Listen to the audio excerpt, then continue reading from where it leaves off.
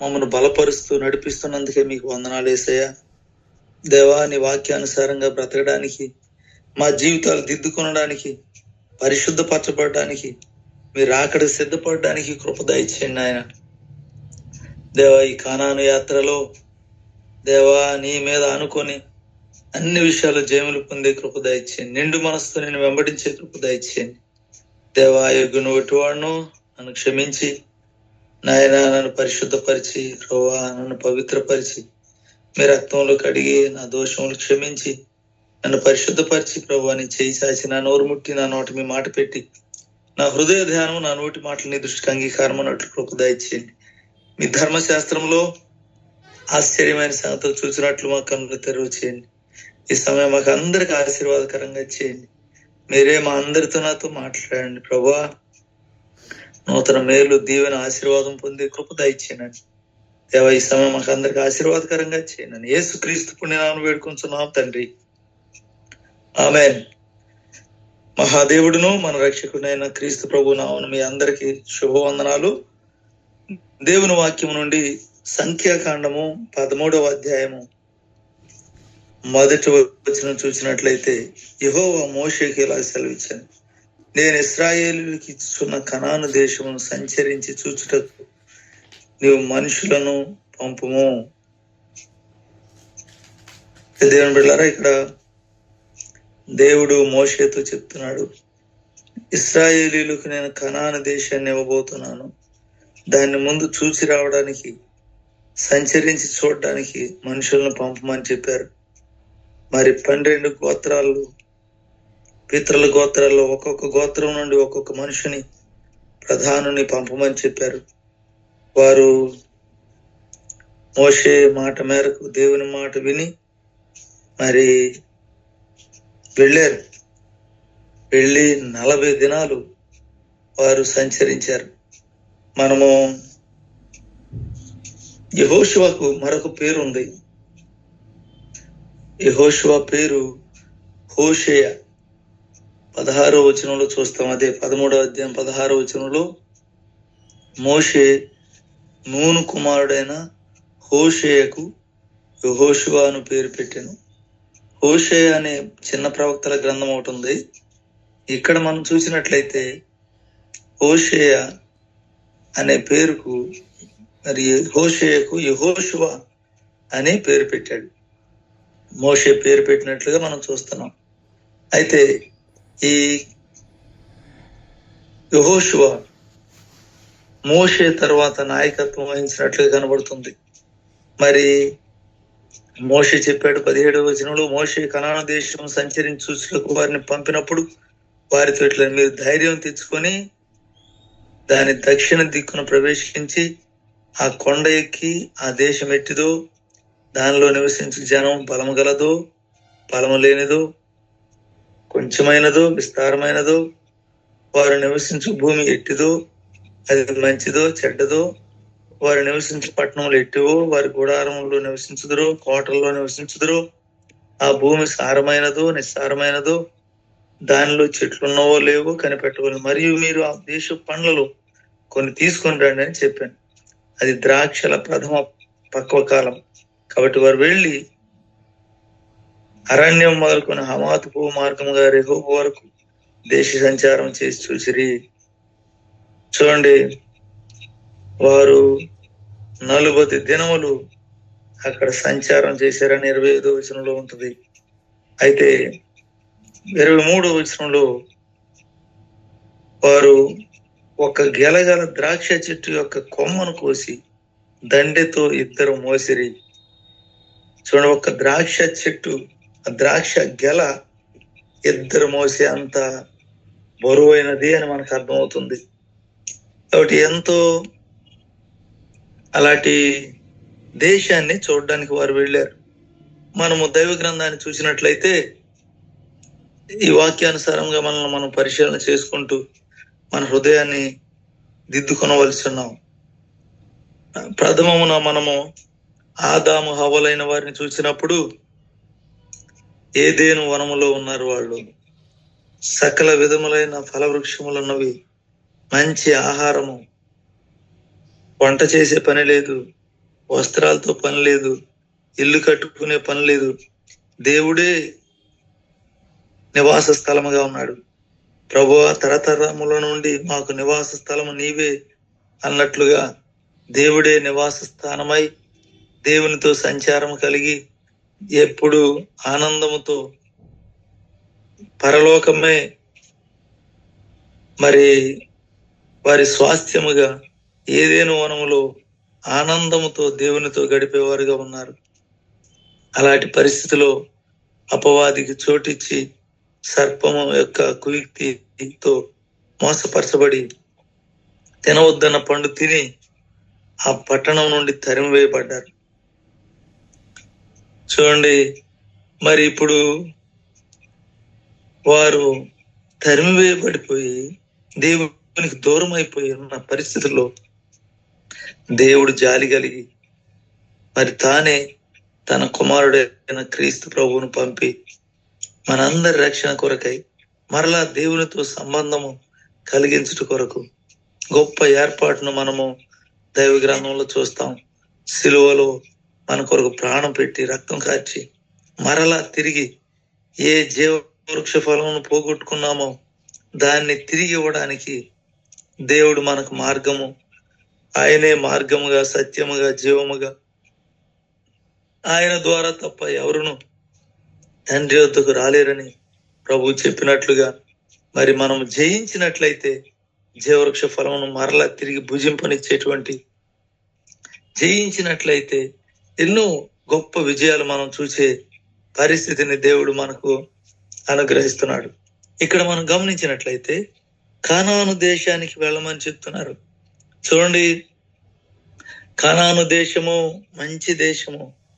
అది చూడండి, ఒక్కసారి యెహోషువ చూసి వచ్చిన తర్వాత 13వ అధ్యాయం 27వ వచనంలో మనం చూసినట్లయితే సంఖ్యాకాండము, వారు అతనికి తెలియపరిచినదేమనగా, నీవు మమ్మను పంపిన దేశమునకు వెళ్ళితిమి, అది పాలు తేనెలు ప్రవహించు దేశమే, దాని పండ్లు ఇవి. చూడండి, ఈ రీతిగా మరి అయితే ఆ దేశంలో నివసించే జనులు బలవంతులు, వారి పట్టణంలో ప్రాకారం గలవి, మిక్కిలి గొప్పవి, మరియు అక్కడ అనాకీయులను చూస్తుంది. ఈ రీతిగా ఇవన్నీ వారు చూసిన పరిస్థితులని చెప్తూ ఉన్నారు. 30వ వచనం, కాలేబు మోషే ఎదుట జనులను నిమ్మలపరిచి, కొంతమంది తప్పుడు సమాచారం చేస్తున్నారు. అయితే మనము నిశ్చయముగా వెళ్ళుదుము, దాన్ని స్వాధీనపరుచుకుందాము, దాన్ని జయించుటకు మన శక్తి చాలనను. అయితే అతనితో కూడా పోయిన మనుషులు, ఆ జనులు మనకంటే బలవంతులు, మనం వారి మీదికి పోజాలమండి. ఈ చెడ్డ సమాచారం వారు చెప్పి మేము సంచరించి చూసిన దేశం తన నివాసులను భక్షించే దేశం, దానిలో మా కనబడిన జనులందరూ ఉన్నత దేహులు, అక్కడ నెఫీలీయులను సంబంధులైన అనాకు దేశము వంశపు నెఫీలీయులను చూస్తే మా దృష్టికి మేము మిడతల వలె ఉంటుంది, వారి దృష్టికి అట్లే ఉంటుమని. చూడండి, ఇక్కడ జరిగేది ఒకటి, చెప్పేది ఒకటి, చూచింది ఒకటి, చెప్పేది ఒకటి. చూడండి, ఏదేను వనంలో కూడా ఈ పండు తినదను నిశ్చయంగా చచ్చెదరు అని ప్రభు చెప్తే చావనే చావరు అని తప్పుడు సమాచారం, చెడ్డ సమాచారం చెప్పి మోసం చేసి యుక్తిగా అపవాది లోపరుచుకున్నాడు. దేవుని బిడ్డలారా, వీరు కనాను ప్రయాణంలో ఉన్నారు. ఇంతకు ముందు కనాను దేశంలో అబ్రహాము ఉన్నాడు, ఇస్సాకు, యాకోబు, వీరు కనానులో ఉన్నవారే. కనాను దేశంలో దేవుడు నేను చూపించే దేశంలోకి వెళ్ళుము అన్నప్పుడు మరి ఊజు ఆ ప్రాంతాన్ని విడిచిపెట్టేసి అబ్రహాము మరి దేవుడు చూపించిన పట్టణానికి అవతల నుండి యువతలకు వచ్చాడని నెహెమ్యా గ్రంథంలో రాయబడి ఉంది. కాబట్టి ఒక్కసారి మనం చూసినట్లయితే నెహెమ్యా గ్రంథంలో అబ్రహామును దేవుడు పిలిచినప్పుడు మరి చూడండి, నెహెమ్యా గ్రంథము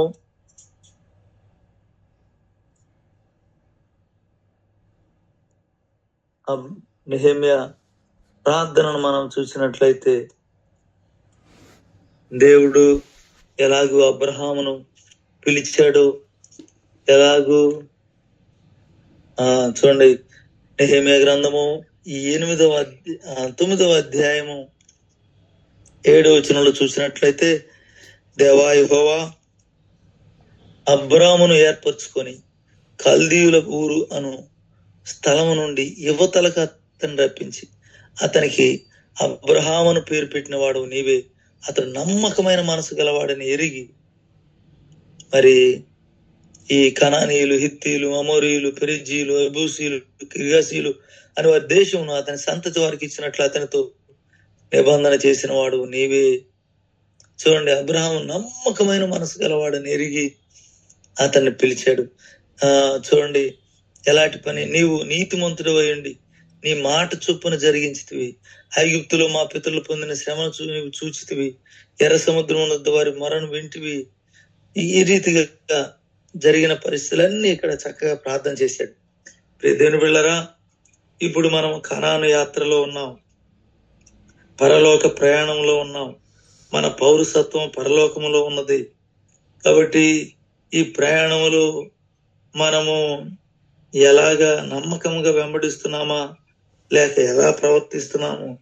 మరి ఎర్ర సముద్రము, ఎరికు గోడలు, మరి యోర్దాను నది, మారా అనేక పరిస్థితులు ఎదురైనవి. అలాంటి పరిస్థితులన్నిటిలో కూడా దేవుడు వారికి తోడై ఉన్నాడు. పగలు మేఘస్తంభము, రాత్రి అగ్నిస్తంభములో ప్రభు వారికి తోడై ఉండి వారికి ఎంత గొప్ప విజయములు ఇచ్చాడు. ఎన్ని జయములు, అన్ని చోట్ల వారికి జయములు ఇస్తూ ముందుకు సాగారు. అవిధేయులైనప్పుడు అపజయములు వచ్చినవి, సరి చేసుకున్నప్పుడు మరలా జయములు వచ్చినవి. ఈ రీతిగా ఈ కనాను యాత్రలో వారి జీవితంలో ఎన్నో జయములు పొందారు. కానీ మనం 1 కొరింథీ పత్రిక 10వ అధ్యాయము మరి 5వ వచనం చూసినట్లయితే, వారిలో అనేకులు మరి దేవునికి ఇష్టలుగా లేరు. కాబట్టి వారు ఒక్క పర్యాయం చూసినట్లయితే 10వ అధ్యాయం 5వ వచనంలో 1 కొరింథీ పత్రికలో మనం చూసినట్లయితే, వారిలో అనేకులు దేవునికి ఇష్టలుగా లేరట. అయితే వారిలో ఎక్కువ మంది దేవునికి ఇష్టలుగా ఉండకపోయారు గనుక అరణ్యములో సంహరింపబడిరి. చూడండి, చాలా మంది దేవునికి ఇష్టలుగా ఉండలేకపోయారు. కాబట్టి వారు సంహరించబడిపోయారు. ఈ కనాను యాత్రలో మనము దేవునికి ఇష్టలుగా ఉన్నామా? ఆయనకి ఇష్టమైన పనులు చేస్తున్నామా? ఆయనకి ఇష్టలుగా మన జీవితాన్ని దిద్దుకుంటున్నామా? దేవునికి ఇష్టలుగా ఉన్నటువంటి, చూడండి, హానోకు దేవునికి ఇష్టడిగా ఉండి పరలోకానికి వెళ్ళాడు. దేవునికి ఇష్టడిగా ఉన్నటువంటి కాలేబు, యెహోషువాలు కనాను చేరారు. దేవునికి ఇష్టలుగా ఎవరుంటామో వారే పరలోకం వెళ్తాం. ప్రియ దేవుని బిడ్డలారా, ఇదొక్కటే, దేవా నేను చేసే ప్రతి పని నీకు ఇష్టంగా ఉందా? ఎన్ని పర్యాయాలు నీకు అయిష్టంగా ఉన్నాను, ఎన్ని పర్యాయాలు నీకు అసహ్యమైనవి చేస్తూ ఉన్నాను, ఎన్ని పర్యాయాలు నేను దుఃఖ పెట్టే వ్యక్తిగా ఉన్నాను. ప్రియ దేవుని బిడ్డలారా, మనం లెక్క అప్పగించవలసిన వారముగా, విమర్శించబడవలసిన వారముగా ఉన్నాం. కాబట్టి ప్రతిరోజు మనల్ని మనమే విమర్శించుకుంటూ మనం లెక్క అప్పగించవలసి ఉన్నాం. బ్యాంకులో ముగించే ముందు అందరూ ఒక్క పైసా కూడా తేడా రాకుండా లెక్కలు సరి చేసుకున్నప్పుడు వెళ్తారట. దేవుని బిడ్డలారా, దేవుడు మన ప్రతి మాట, చూపు, తలంపు అన్ని లెక్క అప్పగించే, లెక్క చెప్పవలసిన వారిగా మనం ఉన్నాం. కాబట్టి ప్రతి వాడు తనను గురించి తానే లెక్క అప్పగించుకున్న వాళ్ళని వ్రాయబడి ఉంది. కాబట్టి ప్రతి దేవుని బిడ్డలారా, ఇక్కడ ఈ కనాను యాత్రలో ఈ ఇశ్రాయేలీయులైన వారికి ఎంత గొప్ప దీవెన దయచేశాడు. దేవుడే వారికి తోడై ఉండి, వారి దేవుడి సన్నిధి వారికి తోడుగా ఉంటే వారు మాత్రము ఐగుప్తుని ఆశిస్తున్నారు. ఐగుప్తులో కీరకాయలు, దోసకాయలు, అక్కడ మాంసము, అక్కడ చేపలు, అక్కడ ఉన్నవే. ఐగుప్తు నుండి బయటకు వచ్చారు కానీ ఐగుప్తు ఆశలు చావలేదు. మారు మనసు పొందినామని చెప్తున్నాము కానీ భూ సంబంధమైన వాటి మీద మనసు చావలేదు, భౌతికమైన వాటి మీద మనసు పోలేదు. శరీరాశ, నేత్రాశ, జీవపడమం ఇంకా వెంటాడుతూనే ఉన్నది. అయితే ఇక్కడ వారు ఆశించిన ప్రకారం మనం చెడ్డ వాటిని ఆశించుకున్నట్లు ఈ సంగతులు మనకు దృష్టాంతములుగా ఉన్నవి. ఇదిగో ఇవి తప్పు, ఇవి అలా చేసినందువల్ల వారు నష్టపోయారు, మనం అలా నష్టపోకూడదు అని ఇక్కడ దృష్టాంతములుగా రాయబడి ఉన్నవి. వారి వలె మనం ఉండవద్దని రాయబడి ఉంది. మనం కయీను వంటి వారమై ఉండకూడదు, మనం బిలాము వంటి వారమై, కోరహు కుమారులు వంటి వారమై, మనం యోధా ఇస్కరియోతు వంటి వారమై ఉండకూడదు, మనం ఆకాను వంటి వారముగా, యాజీ వంటి వారముగా ఉండకూడదు. కాబట్టి వారు ఆశించినవి మనం ఆశించకుండా ఉండాలి అని ఇక్కడ రాయబడి ఉన్నది. కొందరు విగ్రహారాధికులై ఉన్నారు, కాబట్టి వారిలో కొందరు వలె మీరు విగ్రహారాధికులై ఉండకూడి. 8వ వచనం, మరియు వారి వలె మనం వ్యభిచరింపక ఉందము. వారిలో కొందరు వ్యభిచరించినందున ఒక్క దినంలోనే 23,000 మంది కూలి. మనం ప్రభువును శోధింపక ఉందము. వారిలో కొందరు శోధించి సర్పములను రక్షించిరి. మీరు సణగకుడి. వారిలో కొందరు సణిగి సంహారకుని చేత నశించిరి. ఈ సంగతులు దృష్టాంతములుగా వారికి సంభవించి యుగాంతమందున మనకు బుద్ధి కలుగుటకై వ్రాయబడెను. చూడండి ప్రియ దేవుని బిడ్డలారా, కాబట్టి అయ్యో వాళ్ళు అలా చేశారు, మనం అలా చేయకూడదు, అలా చేసినందువల్ల ఎంత నష్టపోయారు, కాబట్టి మనం అలా చేయకూడదని దృష్టాంతములుగా రాయబడి ఉన్నవి. కాబట్టి బుద్ధి కలగడానికి రాయబడి ఉన్నవి. తప్పిపోయిన కుమారుడు తప్పిపోయి తిరిగి వచ్చాడు. ఒకళ్ళు నువ్వు తప్పిపోయినా తిరిగి రమ్మని ఉపమానములు చెప్పబడినవి, అంతేగాని మనం తప్పిపోమని రాయబడలేదు. సొలొమోను ఇంతమంది భార్యలతో ఉన్నాడు కదా, అబ్రహాము ఇలా బ్రతికాడు కదా, దావీదు ఇలా చేశాడు కదా, అలా చేశారు కాబట్టి నేను చేస్తాను, అది తప్పు. వాళ్ళు పశ్చాత్తాపడ్డారు, తిరిగి వచ్చారు. కొంతమంది నశించిపోయారు, అవి దృష్టాంతములు. నీవు అలా చేయకూడదు, నేను అలా చేయకూడదని దేవుడు మనకు దృష్టాంతములుగా బుద్ధి కలుగుటకు ఇవి రాయబడి ఉన్నవి. ప్రియ దేవుని బిడ్డలారా, మనం ఎలా ప్రవర్తిస్తున్నాం, మన బ్రతుకు ఎలా ఉన్నది, మళ్ళీ మనం ఒకసారి పరిశీలన చేసుకోవలసి ఉన్నాం. దయచేసి ఒక్కసారి ఈ కానాను యాత్రలో మనము సణిగే వారిగా ఉన్నామా, శోధించే వారిగా ఉన్నామా? వ్యభిచార మనస్సు మనల్ని విడిచిపెట్టిందా? మన అంతరంగంలో జయ జీవితం ఉన్నదా? పరిపూర్ణమైన జయ జీవితంతో ముందుకు సాగుతున్నామా? ఎన్ని పర్యాయాలు ధనాపేక్షతో, స్వార్థముతో, మరి గత దినాల్లో దైవజనులు చెప్తారు, అంత్య దినంలో వచ్చే అపాయకరమైన కాలములు, శరీర కార్యములు, హృదయంలో నుండి వచ్చే దురాలోచనలు, ఆ చెడ్డవన్నీ ఎన్ని ఉన్నవో వాటన్నిటిని తరిమి వేస్తున్నామా? వాటిని చంపివేస్తున్నామా? అవి చంపకుండా అలా సాగినందువల్ల మనమే ఆత్మీయంగా చంపబడిపోతున్నాం. ఈ కనాను యాత్రలో మరి ఇక్కడ అనేకులు చెడ్డవాటిని ఆశించి సంహారకుని చేత నశించిపోయారు, సర్పముల వలన నశించిపోయారు. అబ్బో, ఎలాంటి పరిస్థితులు ఎదురైనవో ప్రియ దేవుని బిడ్డలారా, మన జీవితంలో దేవునికి విరుద్ధమైనవి ఆశించినందువల్ల, అపజయములో ఉన్నందువల్ల ఎంత నష్టపోతున్నామో. కానీ మరి ఎప్పుడు జయం పొందుతాం? ఉన్నది ఉన్నట్లుగా, చూచింది చూచినట్లుగా, చేసింది చేసినట్లుగా మనం మాట్లాడినప్పుడు, నమ్మకముగా మనం ఉండినప్పుడు, అప్పుడే దేవుని రాజ్యంలో చేరగలం. బలా నమ్మకమైన మంచి దాసుడా అని మన విషయం దేవుడు చెప్పగలిగినట్లుగా మన జీవితాన్ని సిద్ధపరచుకుందాం. ప్రియ దేవుని బిడ్డలారా, ఇక్కడ మనం దైవ గ్రంథంలో చూసినట్లయితే ఈ కనాను యాత్రలో వారు మరి ఎంత నష్టపోయారో. కానీ కాలేబు, యెహోషువలు నిండు మనసుతో వెంబడించారు, ఉన్నట్లుగా చెప్పారు. వారు మనము కూడా పరలోక పట్టణము ఆ దృష్టి కలిగిన వారముగా, ఓ పరలోక పట్టణంలో ఆకలి దప్పులు లేవు, మరణము లేదు, దుఃఖము లేదు, చింత లేదు, దిగులు లేదు, భయము లేదు. ఓ ఎల్లప్పుడూ దేవునితో, ఓ ఎంత ఆనందము, మహానందము, గొప్ప ఆరాధన, దేవునితో ఉండేటువంటి నిత్య ఆనందములో ఆ దుఃఖము, నిట్టూర్పు ఎగిరిపోయి ఎలాంటి గొప్ప దీవెనను, ఎలాంటి జయమును, ఎలాంటి ఆనందమును అనుభవించబోతున్నాం. ఆ పరలోక పట్టణం యొక్క నిరీక్షణ కొరకు మనం సిద్ధపడదాం. ఈ యాత్రలో ఈ తుచ్చమైన అభిలాషల కొరకు, పాపభోగం అనుభవించుట కంటే దేవుని ప్రజలతో శ్రమ అనుభవించడం మేలని యోచించి మనల్ని మనం అప్పగించుకుందాం. శ్రేష్టమైనటువంటి ఆత్మీయ విలువలతో మోషే వలె మనము దేవుని వైపు చూస్తూ విశ్వాసం కత్తి దాన్ని కొనసాగించి యేసు వైపు చూస్తూ మన ముందు ఉంచబడిన పందెములు ఓపికతో పరిగెత్తుదాం. దేవుని బిడ్డలారా, మరి ఐగుప్తును విడిచి ఐగుప్తు ఆశలతోనే ఉన్నట్లుగా లోతు భార్య మరి సొదొమ పట్టణాన్ని విడిచింది గాని ఆ ఆశలు చావలేదు. అందుకే వెనక్కి తిరిగి ఉప్పు స్తంభం అయిపోయింది. దేవుని బిడ్డలారా, ఇంకా ఈ కనాను యాత్రలో వెనుక తట్టు చూస్తే దేవునికి సంతోషం లేదు.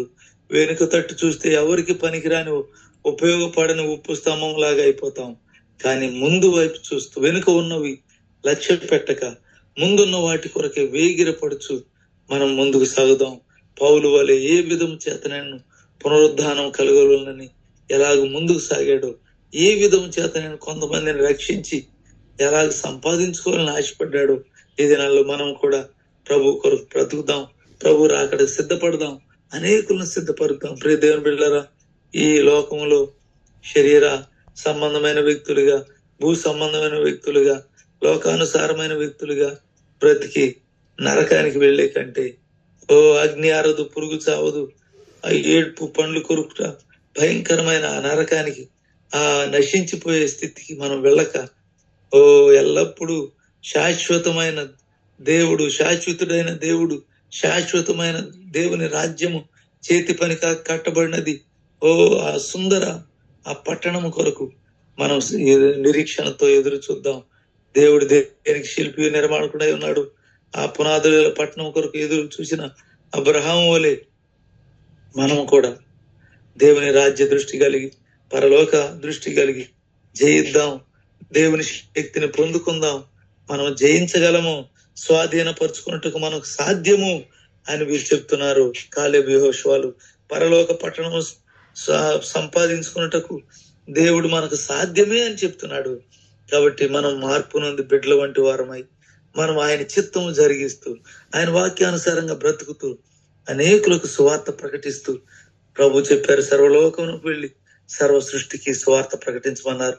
మనం ఎంతమందికి సువార్త చేస్తున్నాం, ఎంతమందిని ప్రభు కొరకు సంపాదిస్తున్నాం. దేవుని బిడ్డలారా, మనం ఎంతో సోమరులుగా, మరి నిర్లక్ష్యముగా, అక్రమముగా, దేవుని రాజ్య దృష్టి లేని వారముగా, గుడ్డి వారముగా, మనోనేత్రములు గుడ్డితనంతో మరి దేవుని పని చేయలేని వారముగా ఎంత వెనుకబడి ఉన్నామో దయచేసి లేద్దాం, దేవుని పని చేద్దాం, సువార్త ప్రకటిద్దాం, ఆత్మను ప్రభు కొరకు సంపాదిద్దాం, ఆ పరమ కానాల్లో చేరదాం. గత 2వ శనివారం ఎంతో ఆత్మీయంగా ప్రతిరోజు వెళ్ళిన ప్రతిసారి ఎంత ఆనందము, దేవునిలో ఎంత తృప్తిని మేము అనుభవించాం. రాని వారు ఎంత మరి నష్టపోయారు. దయచేసి ప్రతి 2వ శని ఆదివారాల్లో ఎంత ఆనందం అనుభవిస్తున్నాం దేవుని సన్నిధిలో, ఎలాంటి పరలోక వర్తమానములు వింటున్నాం, ఎలాంటి ప్రోత్సాహకరమైనటువంటి మాటలు మనం వింటున్నాం. కాబట్టి మనము ఉజ్జీవించబడదాం. రక్షించబడిన మనం అందరము గొప్ప అమూల్యమైన రక్తంలో కడగబడిన మనం అమూల్యమైన వారము, విలువైన వారము. మనం మన సొత్తు కాదు, విలువ పెట్టి కొనబడిన వారము. మన దేహములతో దేవుణ్ణి మహింపరచవలసిన వారమై ఉన్నాం. కాబట్టి దేవుని బిడ్డలారా, మనం అందరం కూడా దేవునితో, దేవుని బిడ్డలతో కలిసి సమకూరుద్దాం. దేవుని రాజ్య విస్తరణకు ముందుకు సాగుదాం. ఈ పరమ కానాన్లో మనం ప్రవేశిద్దాం. మరి భూషణయ్య గారు ఈ పాట పాడేవాళ్ళట, కానాన్ పురము కరుగుదాము అని పాట. కానాన్ పురమును కరుగుదాము. గత దినాల్లో మొన్న ఆ దైవజనులు పాట పాడిచ్చారు, ఆ పరదేశులము ప్రియులారా పురం ఇది కాదు అని. చూడండి, మన పురం ఇది కాదు, పరదేశులము, యాత్రికులమై ఉన్నాము మనము. కాబట్టి ఆ కానాను యాత్రలో, ఈ కానాను యాత్రలో, ఆ పరమ కానాను, అక్కడ ఆకలి దప్పులు లేవు, చింత లేదు, దిగులు లేదు. ఎలాంటి ఆనందము! అదే మన దృష్టిగా ఉన్నదా? దేవుని దృష్టిని, దేవుని వాక్యానుసారమైన బ్రతుకుతో పరలోక రాజ్యంలో ప్రవేశించడానికి మనం దేవుని రాజ్య విస్తరణ కొరకు అప్పగించుకుందాం. దేవుని నామఘనత కొరకు జీవిద్దాం. ప్రభువా, నా జీవితంలో నేను ఎలాగైనా నీ రాజ్యంలో చేరాలి, ఎలాగైనా కొన్ని ఆత్మలు నీ కొరకు సంపాదించాలి అని ప్రభుకి అర్పించుకుందాం. మన సాక్షిని సరి చేసుకుందాం, హృదయాన్ని దిద్దుకుందాం.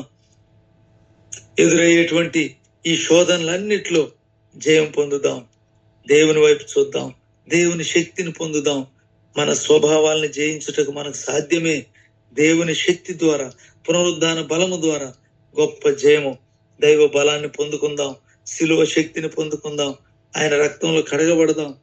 ఆయన పునరుద్ధాన శక్తితో జయించి జీవవృక్ష ఫలాన్ని భుజిద్దాం. పరమకానానికి చేరదాం. ఆ గొప్ప ధన్యతను సంపాదించుకొని యుగ యుగాలు ఆయనలో ఆనందిద్దాం.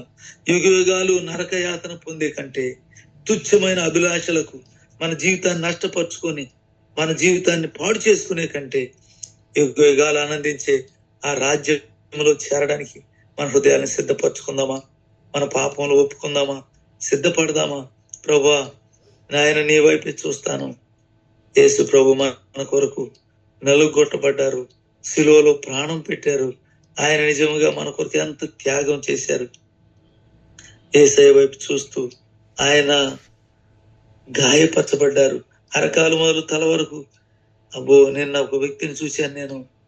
అబ్బో, ఆ గాయాన్ని నేను చూడలేకపోయాను. అబ్బో, అప్పుడు నాకు అర్థమవుతుంది, అరకాలు మొదలు తల వరకు ఎక్కడ చూసిన గాయములు, దెబ్బలు, పచ్చిపుండ్లు, అవి పిండబడలేదు, కట్టబడలేదు, తైలంతో మెత్తన చేయబడలేదు అన్నట్లుగా ఎలాంటి గాయము.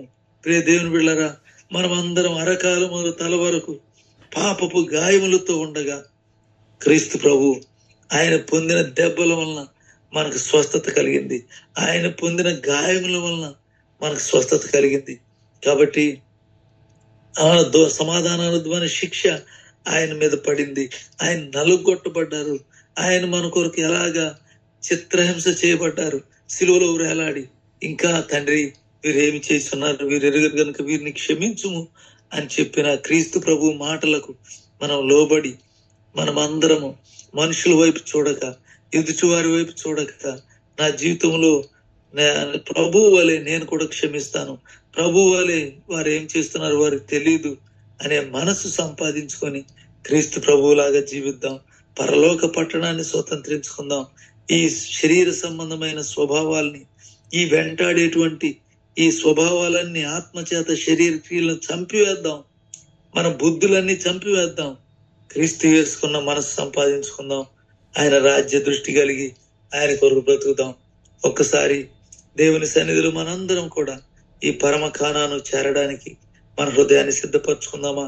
ప్రభువా, నా జీవితంలో నాయన ఆ పరమ కానానులో ప్రవేశించాలి ప్రభువా.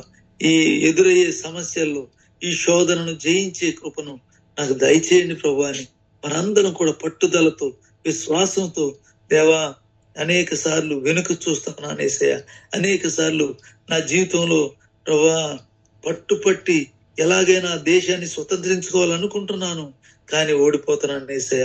కోపపడకూడదు అనుకుంటున్నాను, కోపిస్తున్నాను యేసయ్య. మాట్లాడకూడదు అనుకుంటున్నాను, గట్టిగా మాట్లాడేస్తున్నాను యేసయ్య.